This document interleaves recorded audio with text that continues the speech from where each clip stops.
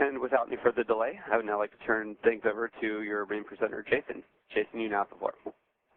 Great, thanks. So to set the context of this particular webcast, you're actually going to hear two voices. One is myself, Jason Noble, and the other is Carl Grimm. Carl is our discipline manager for Enterprise Search Engine Optimization, and I'm the practice director for our Portals and Collaboration practice. So the agenda that we have today will be, first we'll introduce SEO as a concept in the public domain. Then we'll talk about Enterprise Search Engine Optimization and the differences between those two. Then we'll move into how you can build a roadmap for Enterprise Search Engine Optimization. And then finally, we're going to do a technical overview of Microsoft search technologies and give you some ideas on where to look, whether you're looking at Search Server Express, SharePoint, or FAST. So we'll give you some clear boundaries as to when one is applicable where the other is not. So the first thing that we wanted to ask you is related to, first of all, do you have an enterprise search strategy currently in place?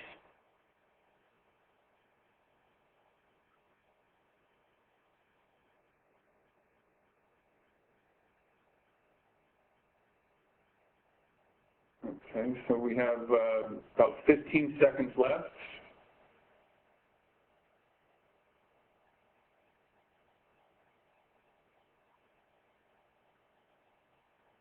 Okay, and to give you some insight, that's about 70% said no.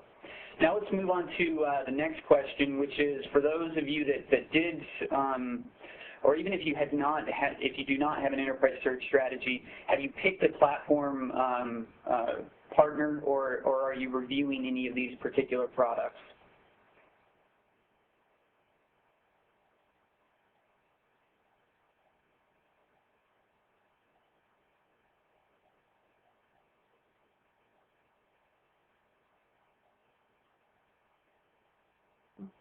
Okay. All right, good. So let's go ahead and move on to some of the content. So first of all, let's just define what search engine optimization is.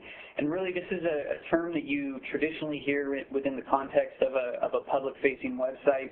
And really what it's about is it's a process and a set of tools for controlling the placement and the relevance or the ranking of one's public-facing website in the context of an organic search. And what an organic search is really the search where a user types a particular term, and the results are in that middle part of the screen. Non-organic search or targeted search are the things that you would traditionally see on the right-hand side that would be like sponsored links or maybe even above the organic search results.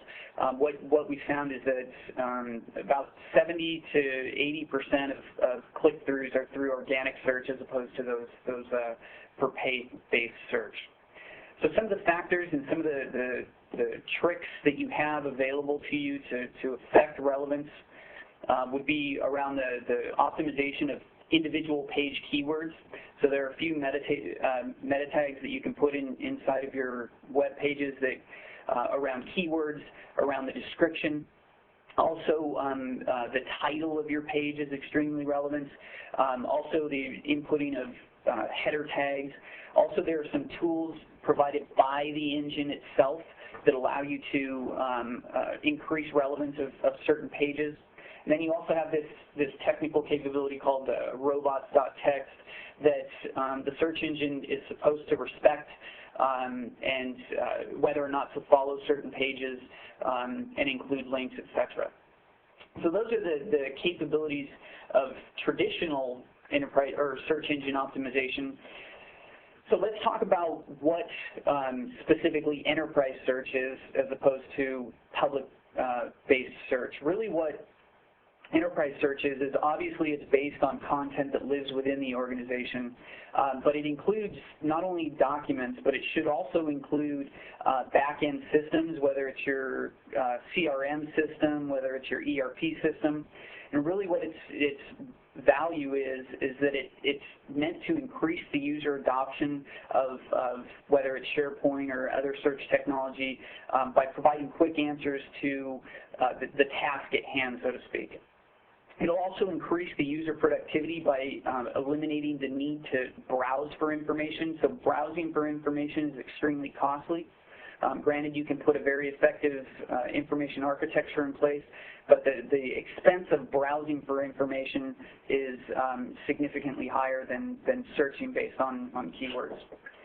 Also, you're looking to reduce the cost of ownership of whether it's you know, a third-party product by increasing the self-sufficiency of your workforce. So eliminating the need for an individual to pick up the phone and call somebody to ask them where a document is significantly increases productivity.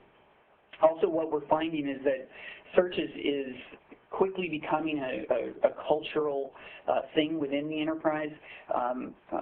People are just expecting search to work. It's now part of the DNA of the internet, so now it's quickly becoming part of that same enterprise DNA.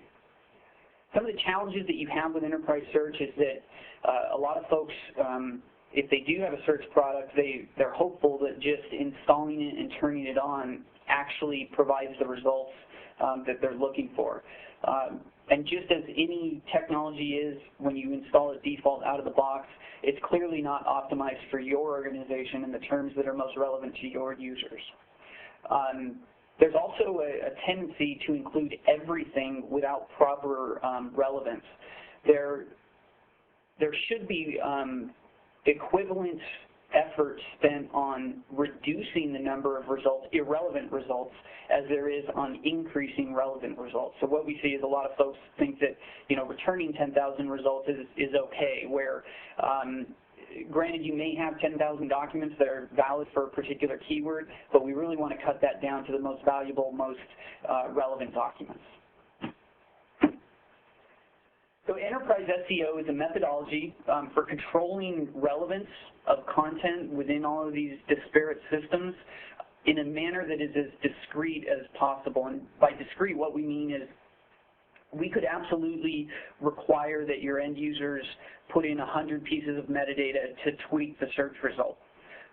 Knowing how users react to questions being asked of them, requiring that information is extremely difficult and actually cuts down on the adoption of, for example, of a SharePoint type of an environment or any other document management system.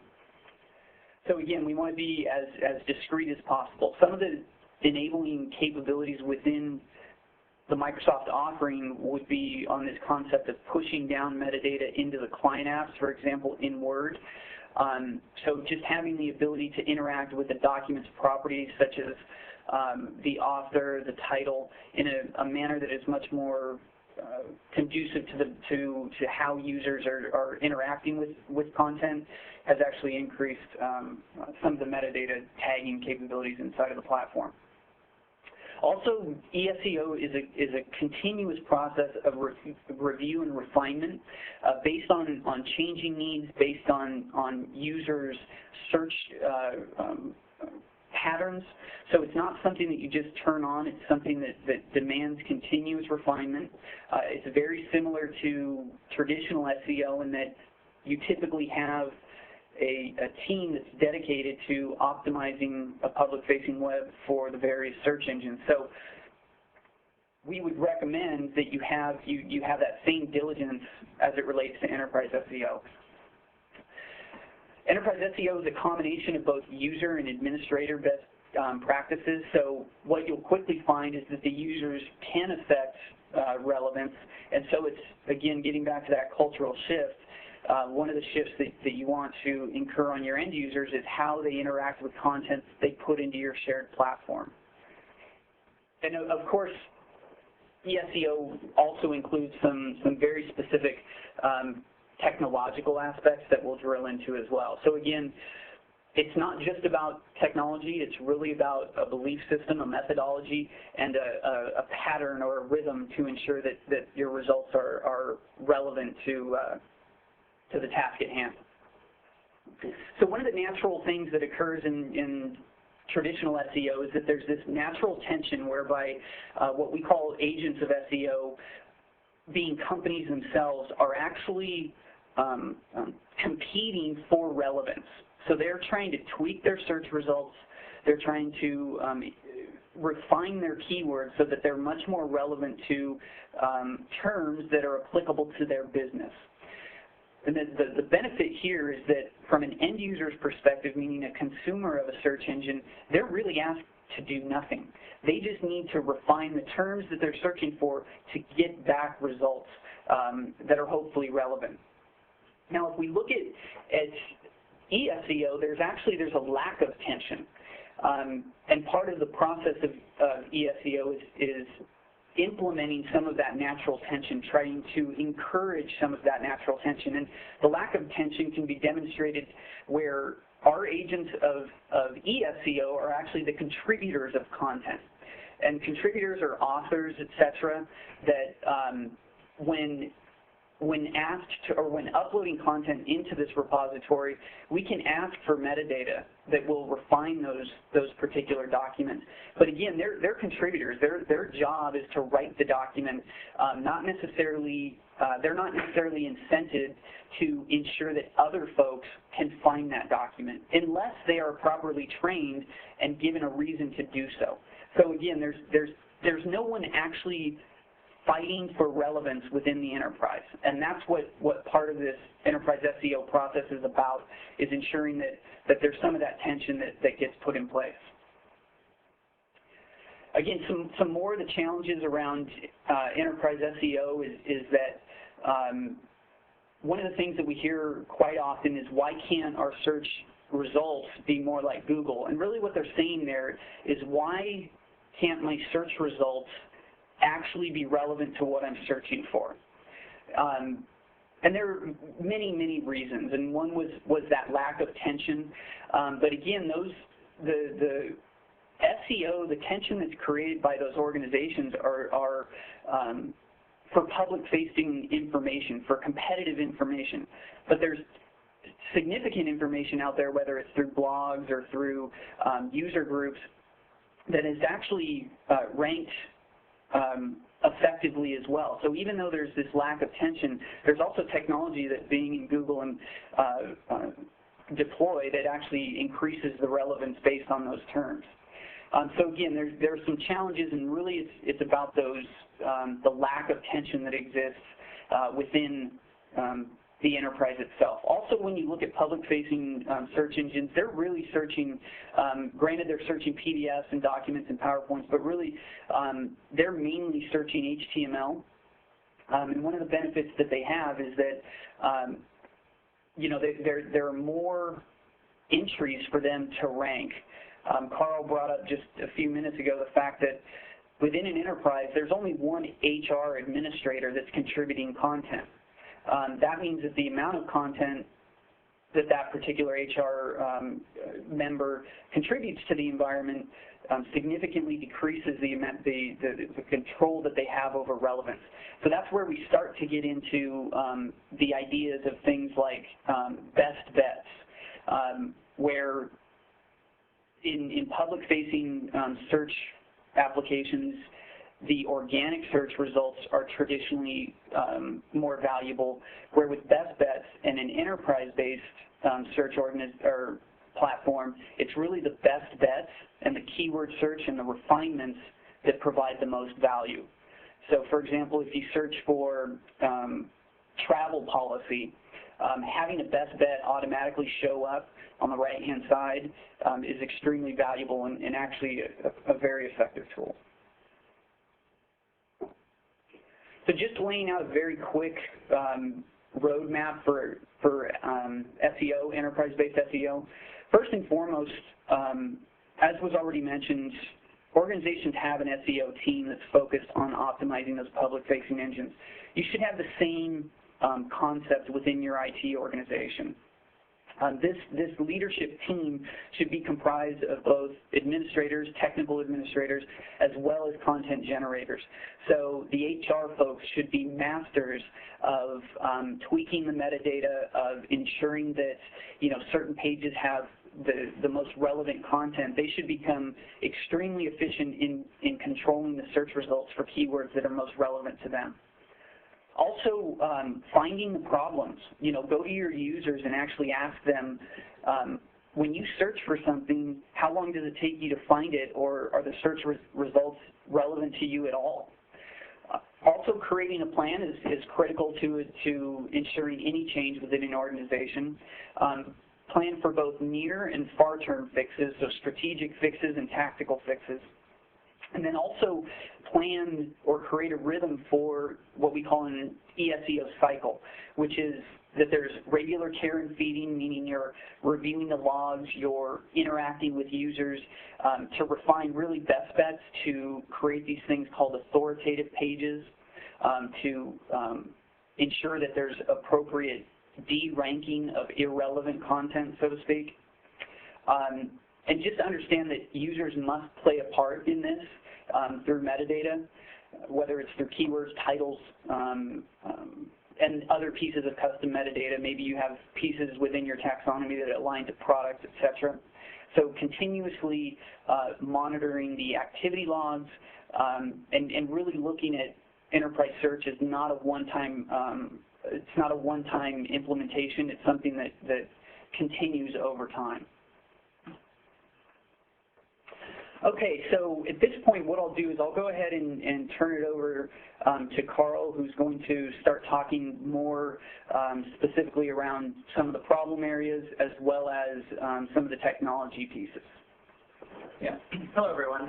Looking at some of the problems that really kind of contribute to your enterprise search optimization problems here, you have a lot of them that are content-based. So your content serves as that basis that is going to be ingested into your index. Now, your content usually has inherent issues that can damage search relevancy. One is a lack of metadata. We find within organizations all the time. Behavior has been that users aren't tagging data, that documents are lacking proper time metadata based on systems configurations and things like this. Kind of a worse situation from this is when you have bad metadata, and that is irrelevant information has been entered, somehow things have gotten corrupted, a lot of systems will frequently start using the wrong basic for things. Basically, you'll get some fielding errors, and that can contribute to an even worse off problem. Now, you also have engine-based problem areas, and that is the fact that we're getting to here is that your engine is not tuned to your enterprise environment. Out of the box, a search engine is going to have a default set of relevancy algorithms and relevancy calculations, and every enterprise is not the same. So you're going to need to take a look at a mix of your enterprise data and mix of your users and user behavior and try to figure out why and what are the roots causing this problem. Now, within an engine, frequently you have to look at what we call document filters. So the search engine has to ingest all of your content. So if people aren't finding data, you've got to first always find out if the document filter is properly turning your documents into a specific stream of data that the engine can ingest.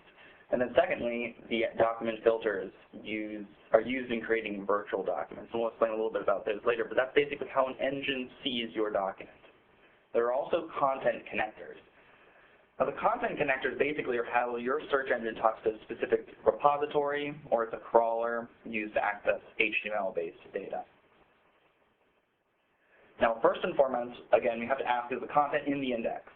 With that proper ingestion methodology, we need to take a look at filters. We need to take a look at your connectors.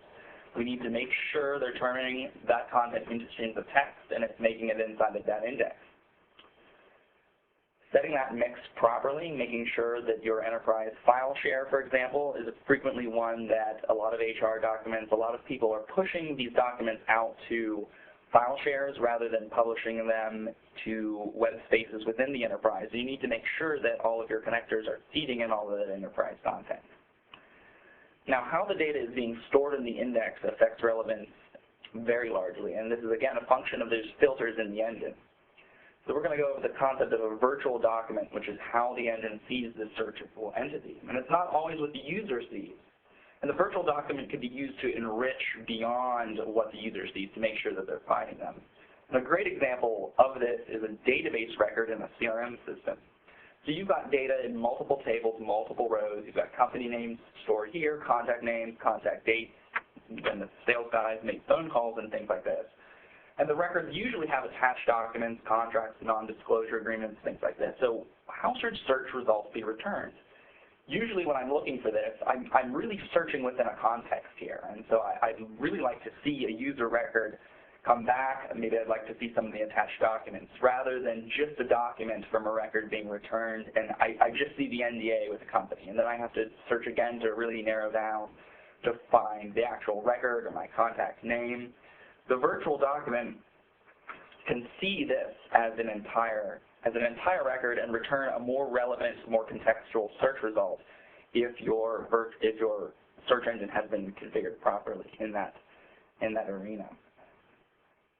Now, metadata is really, again, one of our key themes here, and it's the information, again, beyond the document. And Google really has it easy with widely accepted meta tagging and widespread use. Everyone knows the meta keywords, the meta title tag. And the bad news is this is much more effort inside your enterprise, mainly because of user compliance. I mean, realistically, how many people fill out document properties in Microsoft Office documents? Without user behavior modifications, what do people do? And I'll show you how easy it is to fall into this trap. The example, copying PowerPoint. Salespeople, we all do it. We copy templates. Somebody made a really good document template. Marketing created something for us to use, and the metadata at creation time is automatically injected into this data. And what happens? Metadata ends up being polluted. Therefore, your index is polluted. So you get poor search results. Now, this happens kind of in a twofold way, and at the heart of many search engines, something as a relevancy calculation known as term frequency inverse document frequency. So basically, the search engine is looking at concentrations of terms in relation to the entire search index. So when bad metadata gets into your index, it both brings up irrelevant documents that shouldn't be there in the first place, and then it decreases the relevance of good documents. Just to show you, when we first got this PowerPoint rolling, the document properties here, as you can see right under the bar there, with the author was Grant Earl. I'm sure Grant's a very clever individual. If you were looking for something that Grant created, over the water cooler, you heard that he was talking on a related project, and an enterprise user went to search for some of the documents that Grant created, and we had copied his PowerPoint template and then republished it up somewhere. This is going to come up when you're looking for Grant stuff, and it's going to be completely irrelevant. So by us as a user not understanding that we need to add or subtract metadata to this document, users are inadvertently polluting your search indexes. So really, there has to be a decent level of user education. At a minimum, content creators should be taught how not to damage the search index. Now, unfortunately, this is a long and hard road, and usually the path's less taken, and so there's a lot of technology, a lot of relevancy tuning you can do within the engine to help weight metadata appropriately. And like we said, it's an ongoing road. In the beginning, when you first roll out your enterprise search engine from a new project, your metadata might not be the best, but you're probably going to still be able to have some significant productivity gains from rolling out an enterprise search engine. So you may choose to actually completely remove metadata from the index. You're going to put zero relevancy weighting on it because you don't want it damaging it. And then as user behavior changes and as time is built up over, you can increase the relevancy weightings of that metadata items, and then the search is going to slowly improve. Now, when all else fails, there are a lot of technologies that rely on auto-tagging and auto-classification, and this is kind of how to use technology to augment that metadata. You can do this based on content. You can rely on entity extraction and some of the more heavy natural language processing techniques to actually kind of infer from a document's content what categories within your enterprise this should be. You can also very frequently do this based on location. If your file share is set up so that a document is in the HR folder and it's under the vacations, policies, and procedures folder, that, from a human understanding, has left us a lot of information. We can actually extract that and inject it into the metadata of a document to give that some very good relevance ranking. And so using these natural language processing, using these content and location-based extraction techniques, usually we can get some good places, but often it's the best of the worst case scenarios given what your users are doing. You know, machines will rarely get up to the accuracy of a human being doing proper tagging here. Now, the solutions to this, luckily, it's a huge problem space, and there are a lot of technology solutions and a lot of people thinking about this. Luckily, Microsoft's R&D team is one of the largest in the world, between the Bing and enterprise search teams, and between large enterprises thinking about this specifically in the search space, and then you taking up an enterprise search strategy, maybe looking at cross-functional teams for search centers of excellence within your corporation, you're going to be able to make this work for you. Now, one of the things I'll go over a little bit in Microsoft's search technologies suite here is how you can leverage the search technologies within them to increase your search optimization within the enterprise. As we saw a little bit earlier, we have the three key Microsoft products here for your search solution: Search Server Express, quick, easy, it's free. We have the SharePoint Search Server for a complete internet-based search, and then we have the advantages of Fast Search Server. So there are going to be a large range of factors that drive what and how you need to implement this. And a lot of this is going to be based on enterprise size and also, you know, your data type, your data structure, and how good your metadata is, because each of these solutions has a different level of resolution and granularity at how you can tune and augment data that's coming into the index. You know, all of these luckily are looking at improved relevance based on usage and history. This is a new thing coming into these to the 2010 suite. So you're going to get user behavior is going to start increasing relevance, and that's just a fantastic addition to this. You know, we have the basic phonetic and multilingual for global relevancy. The social connections and content issues in this are great as well. So, and across the suites, you're going to get different scales to meet those demand issues.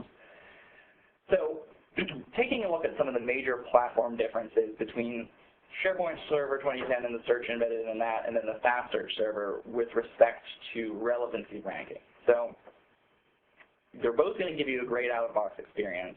They're bringing you all these interesting things to federated result systems, the multi-platform access. Now, one of the key things is in adjusting relevancy ranking, one of the great things that Fast Search Server brings to the table is the fast query language at search runtime. So using this deeper query syntax, you can, for particular users or even at a particular query level, you can tell it, for this particular query, I would like this particular field or this particular metadata element ranked higher or lower at a particular query level. So that's providing you very broad flexibility for offering relevant search queries going into it to bring back the best results. Another big thing is we talked about that entity extraction. That's another thing that Fast Search Server is bringing to the table in this one. When your users haven't done a lot of tagging, but you need to bring back a decent result set to your document, to your users, the Fast system is going to let you bring back navigators that are dynamically generated based on entities within your documents. So rather than just clustering or just showing navigators based on strict document properties that have been put in by users, it's going to be going into the documents, creating a very rich navigation set for your users to explore based on this content document. So that's one of the key things that lets you get around poor metadata issues in the beginning and also just provides an overall better level of user experience. So I think we have a poll slide here as a best guess how many documents exist in your enterprise. And I don't know, I'm getting a little message here that the polls are closed. I don't know if we have to open them back up. All right, so we're going to open, the polls are now open for you to take a look at this. And so this again gives us a good idea of you know, what the platforms that one should be using, and also as your document collections increase, of course, fixing bad relevancy problems, fixing metadata problems kind of leads you to believe and leads you to see, you know, are you going to have to do this? Is this going to be a long effort in human time, or are you going to really have to use some of these advanced auto classification and auto tagging systems? So as the polls are coming in, we can see a lot of you looks like using documents within your enterprise are best guess about less than 500,000, which is a pretty normal statistical distribution given enterprise sizes. But a majority of you, some of you have more than 1.5 million documents, which is definitely a formidable task when it comes to dealing with relevancy and metadata problems. Get back to that. So looking at the SharePoint search user experience, basically how these things are going to be worked into your search user experience. So on the left there, you see these refiners for easy exploration. These refiners are being generated off of the document metadata, and that is one of the reasons why document metadata is so important when you take search to the next level beyond just what we consider a plain old search system, and that is just the user results, the results generated there in the beginning. As you guys are probably familiar with, the SharePoint search experience is bringing some additional search elements to the table, showing you these people search, showing you related queries, and letting you search from the browser, the mobile, or the desktop. But again, that's why, when you're taking a look at this people search, meta tagging is so important, because you may pollute an index if your users aren't being careful. Now, the fast search user experience, again, takes this a level higher with the deep refinements. Again, those deep refiners don't have to necessarily be based on your document metadata. They can be entities that are extracted out of your content in general, and we'll go over a little bit how the fast pipeline system extracts these entities to give you a better search user experience. You also have the visual best bets and the best bets system. And again, visual best bets are really kind of, from a technical aspect, a fantastic thing, but a sad thing in that they really were created for when the engine isn't properly bringing the best document to the top. So really, this is a way to override relevancy algorithm and say, for a given search, this is the absolute best document that should be returned. Sometimes there's a way that you can do what's known as document boosting by boosting the relevancy within the index, but using a best bet is probably the best way to go about this sometimes. Now, looking kind of at a deeper look at the architecture summary and differences, and why is it that the fast search system allows you to do these deep navigators and process your documents in a way that just regular SharePoint search doesn't. And so basically what you see here in blue are the additional components to fast search for SharePoint that allow us to make some of these important modifications. Inside of this, you get this additional content processing and linguistics stage, basically, that lets us go into these documents and find these named entities, i.e., these words, this is a person's name. This document is about this person and this company. It was written, it has these following locations in it. So you're using proper nouns, people, places, locations, things. You're identifying them in the document, and you're actually storing that in the virtual document. So that's additional metadata that the engine itself has generated for you, so users don't have to do it itself. And we talked a little bit about one of the differentiators. Jason talked earlier about Google not having to do security. You see the blue thing here in the security access module. This is one of the huge differentiators of FAST as well. Relevance within an enterprise also includes whether or not you should be able to see that document. So that is security is a paramount concern of enterprises, and FAST will give you the absolute ability to control at a very granular level relevance based on security and security profiles. And so basically, as documents are processed by FAST, the FAST search for SharePoint, it uses what are known as pipelines, basically. And so rather than having just a crawler, documents are passed by the crawler into these content processors. And so the content processor stages are the stages in FAST that are doing these advanced entity extraction and also advanced rule set and content processing. One of the things we talked about earlier was those virtual documents. If you wanted your search system to return a virtual document that included both the CRM records and search for relevant documents that were attached to it, this is where in your search engine you would make these modifications. The fast pipeline will allow you to dictate at a very granular level how should a document look in the database, how should it look in my search index, and how should it be ingested. So this is an extremely powerful system that lets you begin to really refine your enterprise search experience and really refine at a granular level relevancy, because relevancy really matters when you're looking at this stuff. So just a brief overview of the advanced content processing stages in FAST, and hopefully I won't hit you with too many keywords here.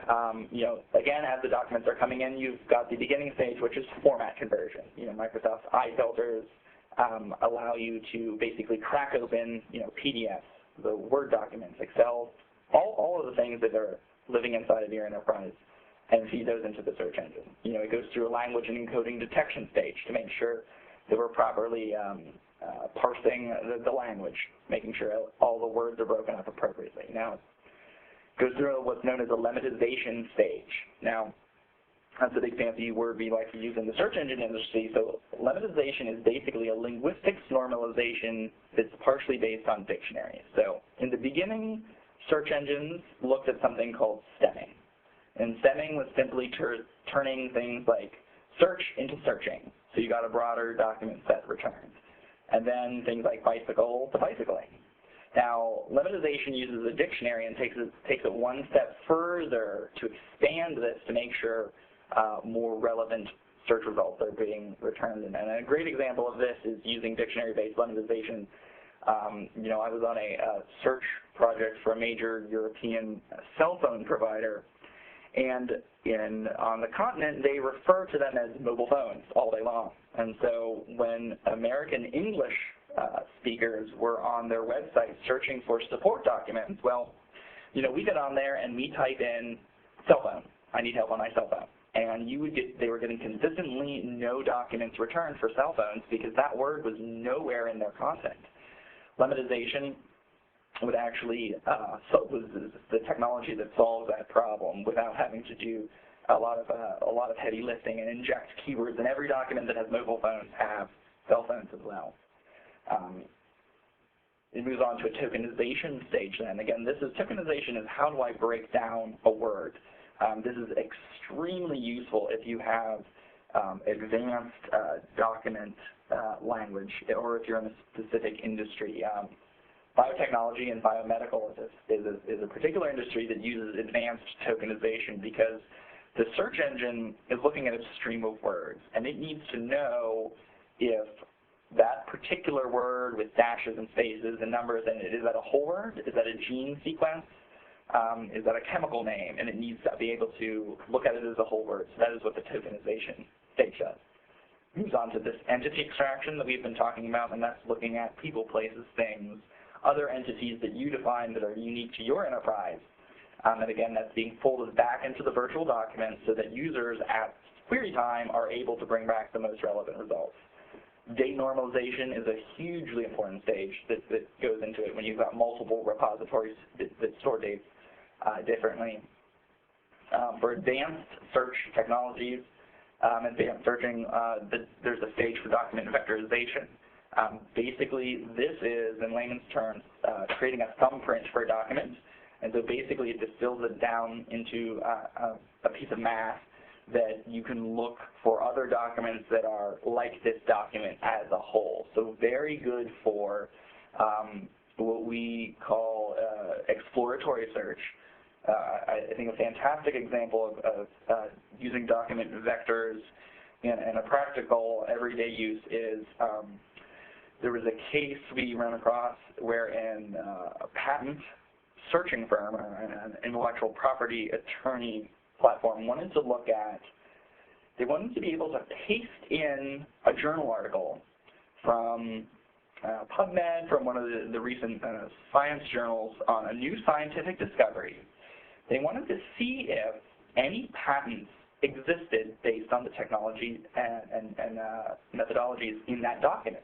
So instead of actually triggering a search or picking out what keywords were important to that document, they actually fed the entire journal article into the search system using a document vector that then looked at patents that might be relevant to that journal article. So it's an advanced use of search using kind of a document fingerprint. So that is a very important stage if you're doing some really high-end search. Then you have the simple things like the web analyzer. You're looking at the anchor text, link cardinality, and things like that. That's looking at your link structure to garner a little more information about document authoritativeness. Then we're going to go through property mapping, properties reporter. We're going to start reporting detected properties and crawled properties. We're going to map those into those documents. Now, those are the standard. Everything on the left side there is kind of the standard pipeline processing stages in SAS. On the right side, we have some of the optional properties and optional stages. You can, basically start mapping and using XML properties.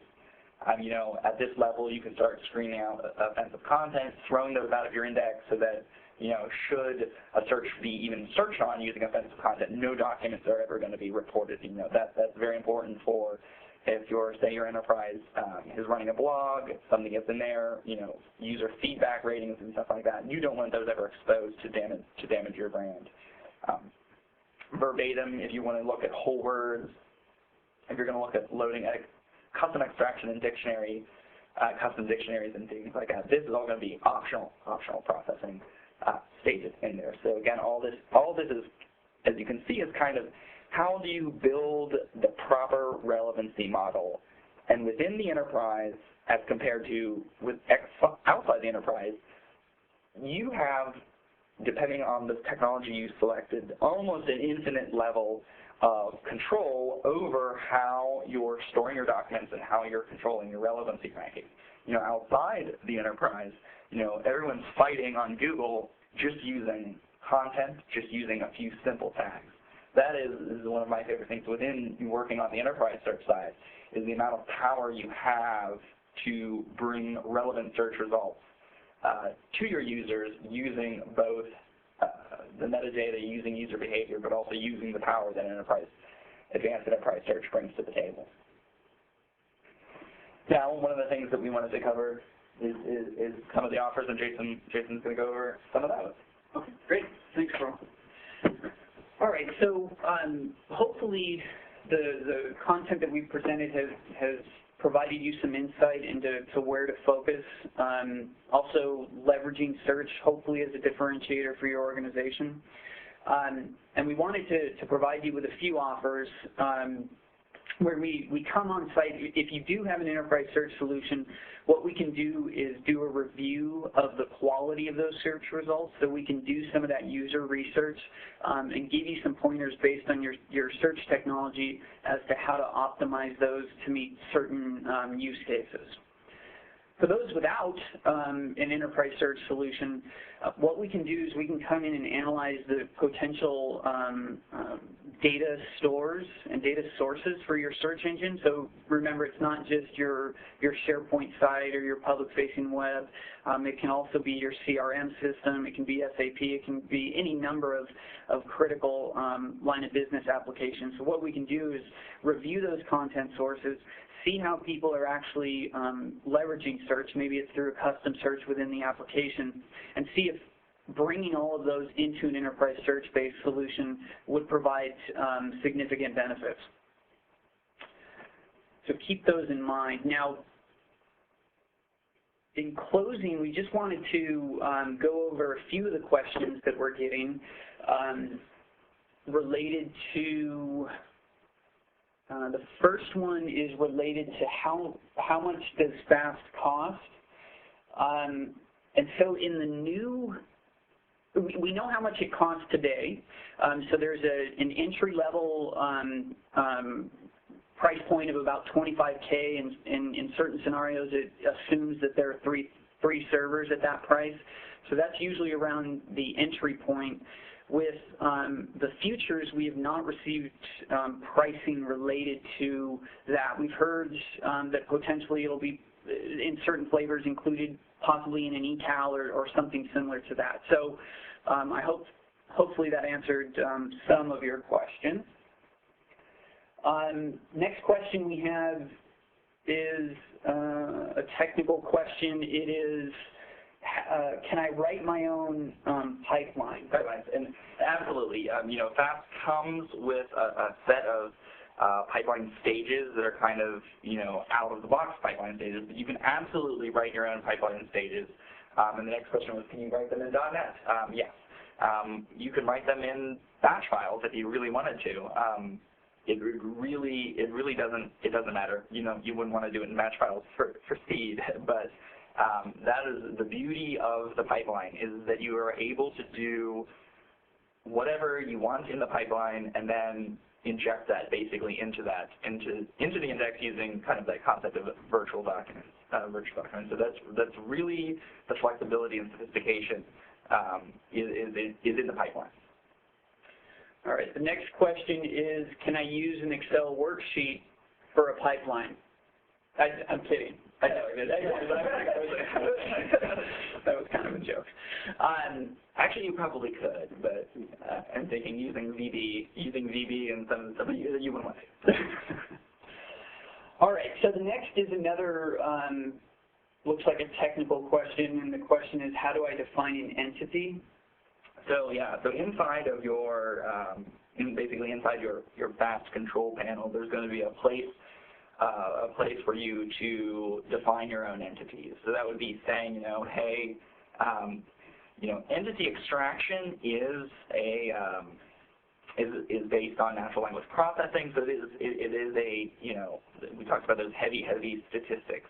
It is a statistical process, and statistics need training, statistical algorithms. So you're going to see it pick up on the things that it's been trained well for, known entities such as famous people and places in the United States, places in the world. But when you have a custom entity, you're going to go into your control panel and you're going to say that for my company, product A is an entity and it is a product, and product B and product C. And that way, when a customer does a search on your site, or when your employees do a search in those refiners on the left, you're going to have a heading that says products, and then you'll see documents relating to product A, or the documents have product A in it, documents that have product B in it. And so it's very, very simple to define those custom entities, and then the engine does the rest of the work for you. Okay, great. Any other questions? We saw a couple come in, so if there are any other questions, we can set up some contact information, and we can follow up with those questions. So we have just a couple final polls. The first is, based on the reasons why you came to this webcast, did it meet your expectations? So we'd like to know if this is what you were looking for. And I'd like to create one more poll once everybody's done with this one. I think we missed a poll. Do you want to go back to the... Yeah. There was a poll. There were polls that were closed, so we'll jump back to another one of the polls as well. Okay, good. And I'm going to do one more poll here. And this will be...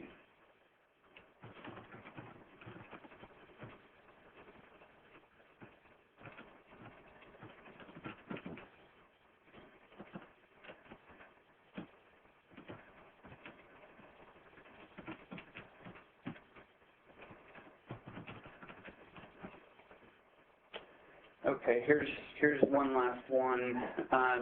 This is just asking, was the balance between the technical aspects of the presentation and the business value, was there an inappropriate balance there?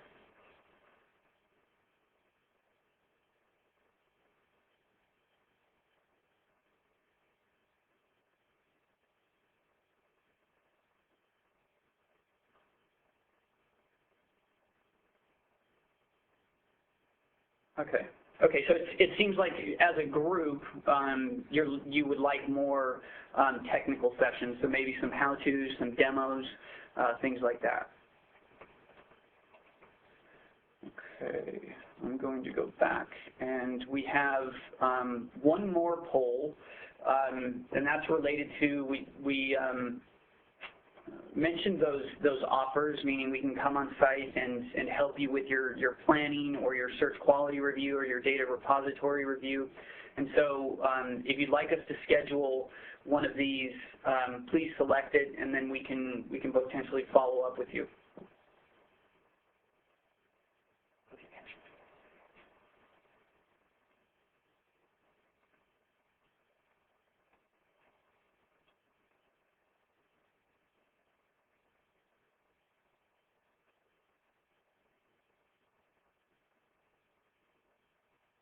Okay.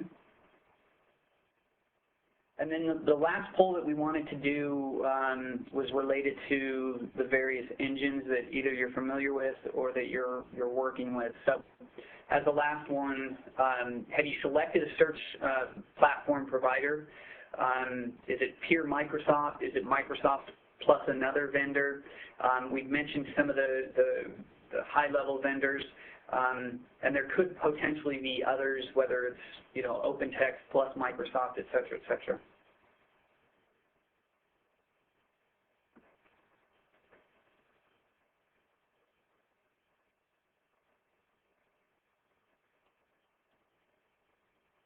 Okay. All right. Well, that is about the end of our presentation. With that, I'd like to thank you for your time, and I will turn it back over to our moderator. Okay, thanks so much, Jason. And at this time, ladies and gentlemen, we do have a final survey question for you. And you can answer the survey question directly in the live meeting console, just as you did with the other polling questions. And again, I'd like to thank Jason for the wonderful presentation, and also thanks everyone in the audience for attending. And ladies and gentlemen, that does conclude today's event, and you may now disconnect.